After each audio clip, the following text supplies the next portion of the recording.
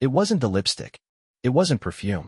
It wasn't some late-night text from a coworker or a sudden change in the playlist she played in the car. No, it was a blue folder. A regular, boring, office supply store type of folder. One you'd expect to see tossed in a pile of paperwork, not locked in the glove box of a 39-year-old woman's Honda Civic. That folder, tucked between a pack of tissues and a scratched-up GPS no one used anymore, broke my marriage wide open. I wasn't snooping. That's the part that always gets twisted. People love to say you should mind your own business and that you find what you're looking for when you're digging. But that morning I was looking for a phone charger. Mine had crapped out and I was late to a client meeting across town. Megan had taken my charger the night before. She said she needed it for her classroom. I figured I'd check the car before texting her and interrupting her third period. Simple, innocent. Except I opened the glove box and saw the folder, slightly bent at the corner, peeking out like it wanted to be noticed. I grabbed it, expecting maybe old receipts, traffic tickets, or that stack of boring school board forms she always complained about. Instead, I found printed photographs. Dozens of them. The kind of photos no teacher, no married woman, no person in a committed anything should have in their car. I froze. Not because I was shocked. I think part of me knew. The folder was heavy with suspicion before I even opened it. But still, seeing those images, her sitting way too close to some guy at a local bar I didn't recognize, her wearing that red scarf I thought she'd lost last winter, her curled up on a hotel bed with a wine glass, was like getting pushed underwater when you thought you were safe on the shore. She had taken these photos with an old digital camera, maybe because she thought printing them made them more real, like souvenirs of a secret life she didn't want to forget. And in every one of them, she looked happy. Not our wedding day happy or laughing at a movie happy. This was a different version of her. Relaxed. Wild. Loose. A version I hadn't seen since the early years, before bills and laundry and routine took over. I sat there in the passenger seat for almost half an hour. I didn't cry. I didn't punch the dashboard. I just flipped through the pictures again and again until my hand hurt from gripping the folder. The worst part? There were pictures of her at places I recognized. A dive bar just 3 miles from my office.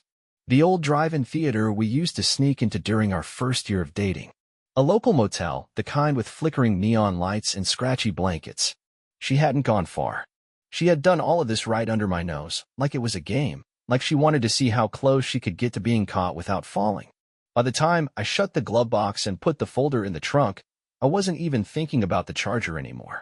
My hands were steady, but inside, I was boiling. Not in a blind rage kind of way, but in that slow burn, I'm going to burn this whole thing to the ground kind of way. I didn't storm into her school. I didn't call her screaming. I played it cool. That day, I sent her a normal text. Charger's dead. Borrowed yours. Hope class is going all right. She responded with a heart emoji and something about a student falling asleep during a presentation. The line came so easy to her. That was the first cut. When she got home, everything continued like clockwork. She asked what I wanted for dinner. She vented about the principal being too hands-on with the new curriculum. She laughed at some TikTok her coworker sent her. And all the while, I watched her like a stranger sitting across from someone I once loved. She was still beautiful, in that mature, put-together way, with her hair always done and her nails never chipped. But now I knew she was wearing that presentation for someone else. For someone who had seen her in a way I hadn't in years, and not because I didn't want to, but because she chose to hide it. That night, I didn't touch her. I didn't want to. Every movement she made in our bed felt foreign, like watching someone wear your clothes while pretending they still fit. I laid awake, staring at the ceiling, listening to her soft breathing, and wondering what her real story had been that day. I pictured her taking the scarf out of the glove box, adjusting it in the mirror, maybe even spraying some cheap perfume before heading to meet him. And here's where the real mind game started. I didn't know who he was. There was no name, no address, no contact saved on her phone that pointed to anything obvious. He wasn't in the school system. I checked the staff directory. He wasn't someone from her college days, at least not anyone I remembered. He was a ghost. But clearly a ghost who had taken up permanent residence in my house, in my marriage, in her smile. The next few days, I pretended everything was fine. I went to work, came home, made dinner. I even fixed the leaky kitchen faucet that had been driving her nuts for weeks. She kissed me on the cheek when I handed her a glass of wine and thanked me like I was some good boy fetching a treat. It made my stomach turn. And yet, I kept going. I needed time. I needed information. I needed to know who he was, how long this had been going on, and just how deep the betrayal ran. I didn't sleep in our bed that Friday. I told her I had a stomach bug and crashed on the couch. She brought me tea and a blanket like a caring wife would. But she didn't sit with me. She didn't rub my back or ask about my symptoms. She just said, "Let me know if you need anything," and disappeared into the bedroom. I waited 30 minutes. Then I got up. I opened the back door slowly, walked around to the garage, and checked the garbage bins. I had a feeling, and I was right. Wedged between a broken ceramic plate and an empty wine bottle was a receipt from the photo printing kiosk at the pharmacy down the street. Her name, the date, and a timestamp from a Tuesday morning when she said she was doing a teacher workshop. She was careful, but not careful enough. I took the receipt. I took the folder. And I started building my own kind of folder. One filled with the truth. I didn't waste time with wishful thinking. Once I had the receipt in my hand and the folder hidden in my backpack, my focus shifted entirely to confirmation and control. I wasn't about to be the guy pacing around waiting for someone to slip up. I needed answers, and I needed them on my terms. The next morning, while Megan was still asleep, I drove to that same pharmacy, walked up to the kiosk, and asked to speak with the manager. I didn't lie. I told him my wife printed some personal photos here and forgot something. I gave her name and asked if he could confirm the date of the last order. I didn't expect him to help, but he did. He looked it up, nodded, and even printed the digital receipt for me. The same time, same order number. Her name, clear as daylight. 74 photos. Back home, I couldn't sit still. Megan made pancakes like everything was normal, humming a tune from the radio, asking if I wanted extra syrup. I watched her flipping those pancakes like her entire life wasn't rotting from the inside. I gave her the usual half smile and said, "I'll grab coffee first." She nodded and turned back to the stove. Her phone buzzed on the kitchen counter. She didn't flinch. I took a sip from my cup and watched her closely, but she didn't rush to check it. That told me everything I needed. Either she had hidden things too well, or she had another phone entirely. Later that afternoon, I went back to the folder. I laid everything out on my office desk and took a closer look.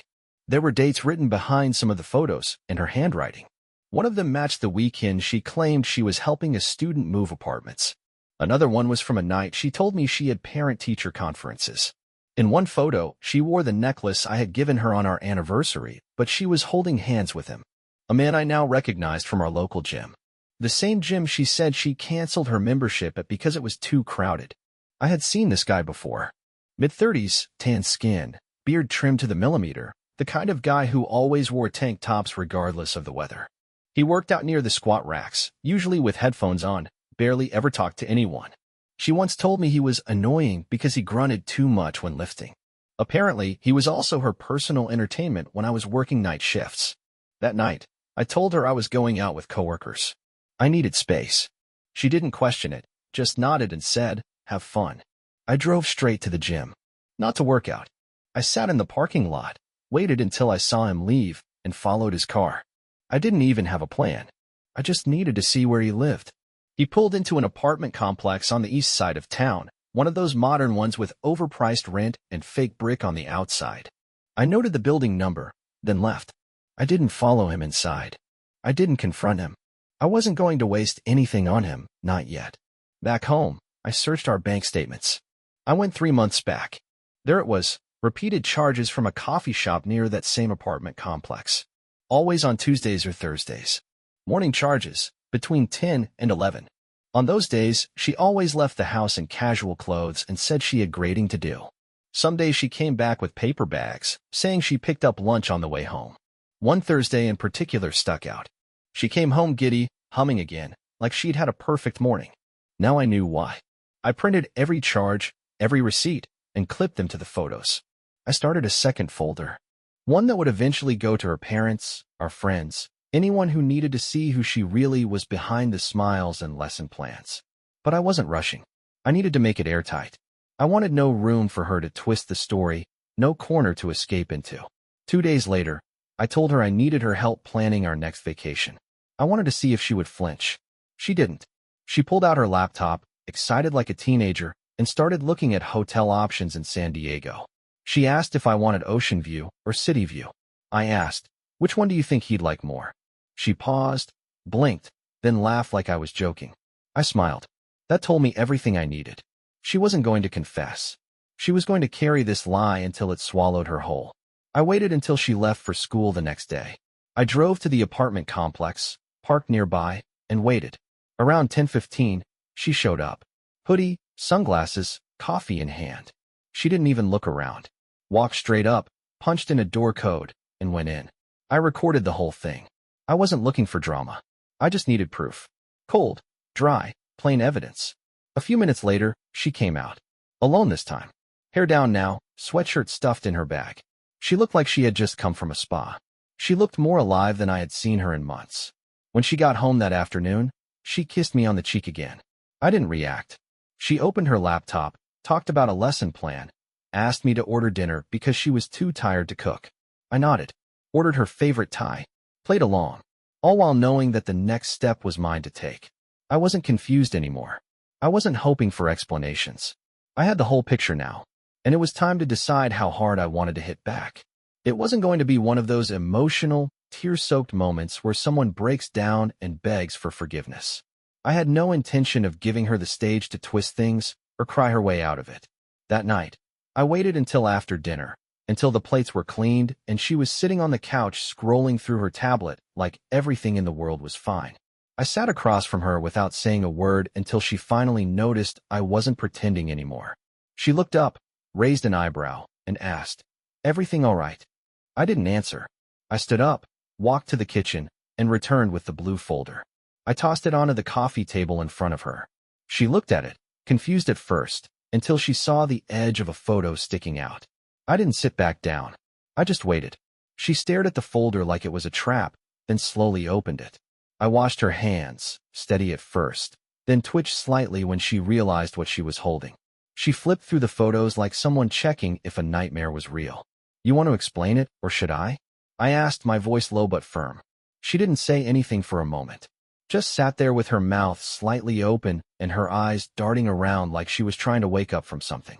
Then she looked up at me and said, "I don't know what you think this is, but..." I cut her off. "Stop. Don't start with that. You know exactly what this is." "I didn't mean for you to find those," she said, trying to sound calm but failing. "They were old. They don't mean anything now. They're dated from 2 months ago." I replied, stepping closer. "That's not old. That's not a phase.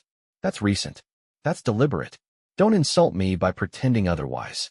She stood up, folder still in hand, and tried to close it like hiding the pictures would somehow change what they showed. "I was going through something. You've been distant. You don't even talk to me the same way anymore." I laughed, but not because anything was funny. "I've been distant because I've been working to keep this life stable while you've been playing games behind my back. I've been distant because I trusted you, and apparently that was a mistake." Her voice rose. "So what? You're perfect now? You never make mistakes? You never push people away without realizing it?"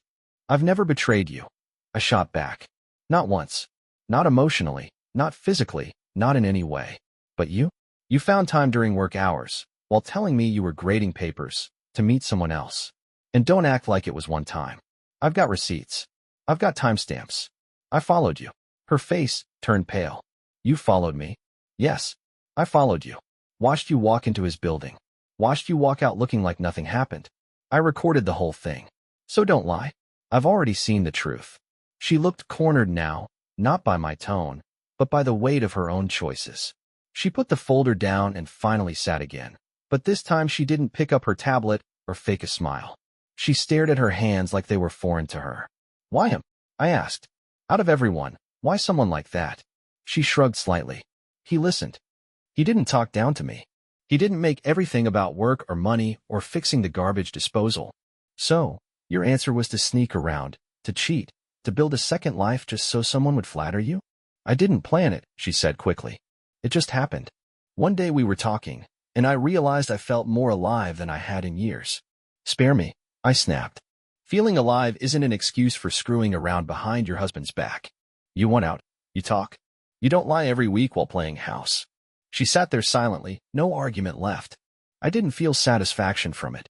I didn't feel anything except the pressure in my chest getting heavier by the second.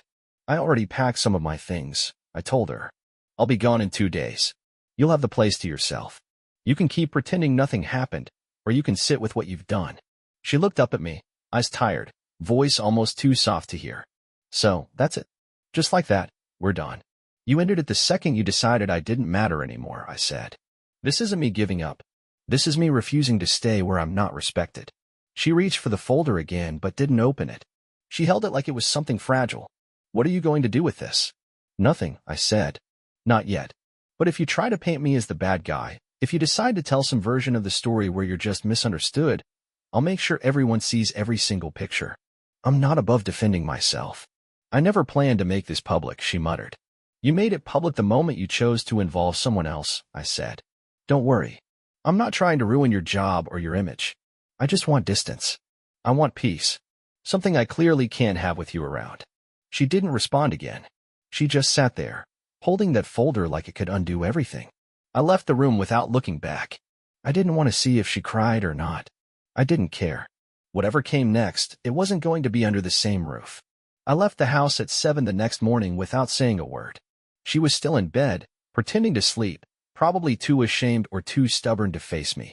I had a suitcase packed in the trunk, enough clothes for a couple of weeks, my work laptop, and most importantly, a flash drive with every photo, receipt, and recording I had collected. I wasn't running away. I wasn't hiding. I just needed space to put the rest of my plan into motion without her shadow nearby. I checked into a small hotel on the other side of town. It wasn't fancy, but it had a desk, a solid internet connection, and quiet. That's all I needed. I spent most of the day putting together files. I wanted everything organized by date, location, and type. The photos went in one folder. The payment records from the cafe and hotel were in another. The recording of her walking into his apartment was trimmed and labeled. There was no guesswork left. This wasn't about rage anymore. It was about clarity, about showing the truth in a way that couldn't be brushed aside or denied. In the afternoon, I called her sister. We weren't close, but she always treated me with decency. I asked her to meet for coffee, said it was important. She agreed. When we sat down, I didn't waste time. I handed her a sealed envelope with copies of the materials. Her hands shook a little as she opened it. She didn't say much at first, just flipped through the pictures with a frown tightening on her face. I'm only giving this to you because I know you're one of the few people she actually listens to, I said. I don't want to blow this up unless she forces my hand. She's been acting strange lately, her sister replied. I thought maybe it was work stress, but now I guess I know why. She can keep her secrets if she wants. But if she tries to blame me, lie to her friends, or paint herself as someone who just made a harmless mistake, I'll make sure the full story gets out. Her sister nodded slowly. You're not planning on doing anything reckless, right? Reckless would have been yelling at her in public or sending this to the school board, I said. I'm not interested in revenge for the sake of it. I just want her to understand she doesn't get to walk away clean. After that, I contacted the owner of the small gym where the guy worked. I introduced myself, told him I had a serious concern, and asked for a private meeting. We met the next morning in his office. I didn't bring the full set of evidence, just a few photos. Enough to raise questions. I told him that one of his trainers was involved in a personal situation that could reflect poorly on his business if word got around. I didn't threaten, didn't shout, just showed him what I had. He looked over the photos and asked me, is this a legal issue? No, I said. It's a personal one. But I thought you'd want to know before something bigger comes from it. He thanked me for the heads up and said he'd handle it internally. I walked out without another word. Whether the guy kept his job or not wasn't my problem. What mattered was that he'd feel the heat. He'd know that sneaking around with someone's wife wasn't something that would just blow over quietly. Next, I visited our mutual friend Lucas. He had known both of us for years, hosted our engagement party, always invited us to his backyard cookouts. I didn't need the whole friend group turning against me because she twisted the story. Lucas let me in and poured 2 beers before I even sat down. I'm guessing you didn't just come here to chat, he said. I handed him a different folder, one with a printed letter and 10 pictures. She's been having an affair for months, I said flatly. I caught everything. I'm telling you this so you hear it from me, not her. I don't care what happens with the rest of the group, but I won't let her lie her way out of this. Lucas read the letter and glanced at the pictures. She said things were rough between you two, but she never said this. She'll say anything to avoid looking like the one who broke it, I replied. But the truth is all here.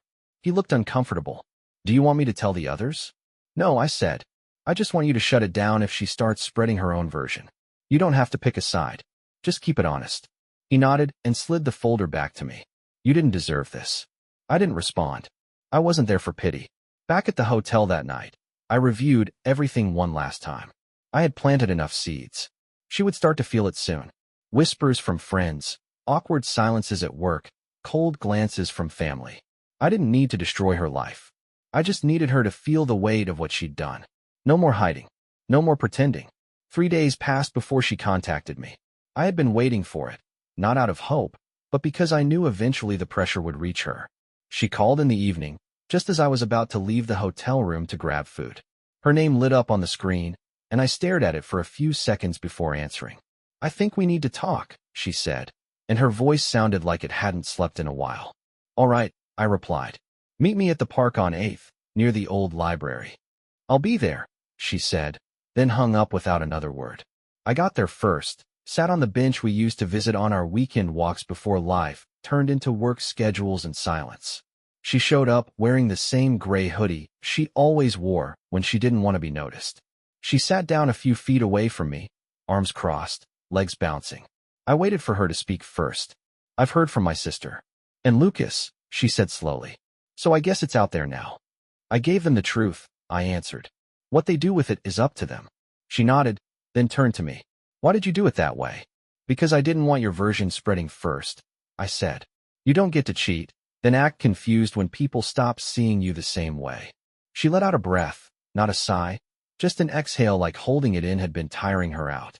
I didn't think it would go this far. I didn't think you'd expose it like that. You didn't think you'd get caught, I corrected.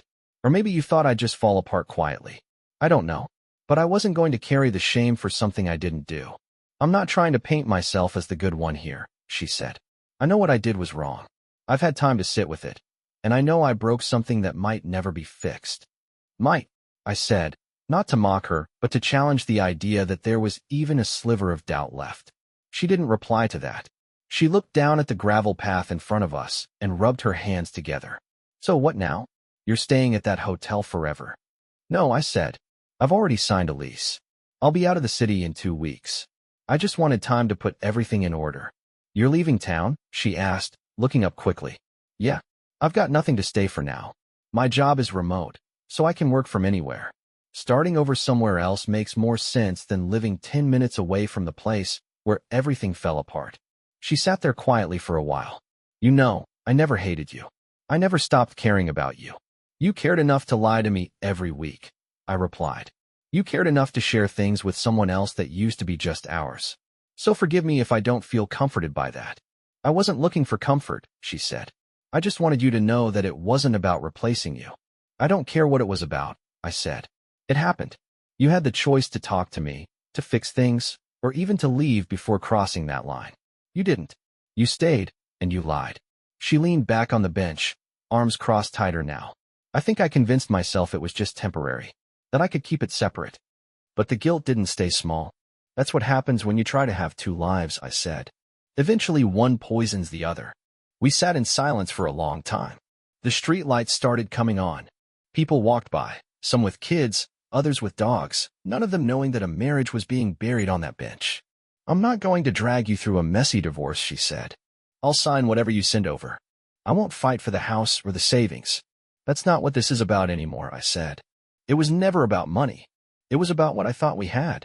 You still had it, she said. Even when I was breaking it, you still had it. You were loyal, you were present, and I didn't deserve it. You're right, I replied. You didn't. She didn't cry. I didn't either. We weren't in that place anymore. The part where emotions spilled out had passed. This was the quiet part, where the pieces were scattered too far to even attempt to rebuild. I hope you find someone who values you, she said, almost whispering. I hope you figure out why you didn't, I replied. She stood up first. I didn't. She looked at me one last time, nodded slightly, and walked away without looking back. I watched until she turned the corner. Then I sat there for another 10 minutes, letting the silence settle in before I finally got up and walked away from the last conversation we would ever have as husband and wife.